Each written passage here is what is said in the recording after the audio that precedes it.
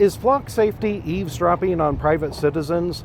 In this case, this flock raven is literally under the eave of a private residence. How close? I'm now touching the sill of this house, standing next to the raven. This cannot be more than 3 feet from a private home's window. I don't know if that's a bedroom window or a living room window, but that microphone is certainly going to be able to pick up conversations inside of this house.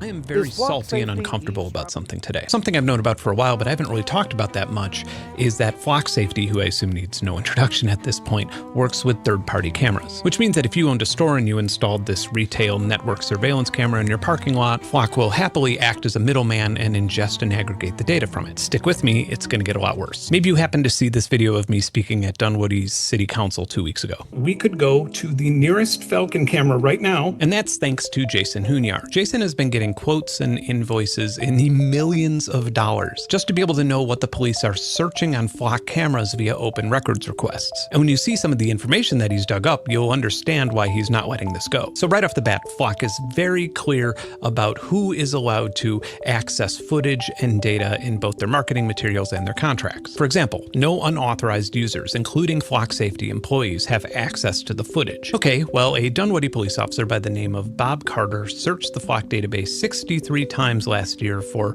all sorts of things like person on skateboard or yellow truck. But the problem is, Bob isn't a Dunwoody police officer. He's not a police officer at all. He's Flock's VP of Business Development, and also a registered lobbyist. Also, according to public records, on September 30th of last year, this same Flock Safety employee logged on and accessed a camera in the gymnastics room of the MJCC in Dunwoody. And as it would turn out, Bob is not the only Flock employee that accessed these gym's cameras. Randy Gluck is also in the audit accessing these cameras on 3 separate occasions on 3 separate days. Between Flock employees, police officers, and names that I can't trace back to either organization, you can see the combined hours of these people watching strangers and children through this facility's cameras, including, but certainly not limited to, the pool, the Fitline studio, and the preschool daycare areas. And the bigger issue is that what we know is just a tiny fraction. The network is not adequately auditing who is accessing these systems and what they're doing with them. So let me ask you something. Are you okay with Flock employees or police officers or God knows who else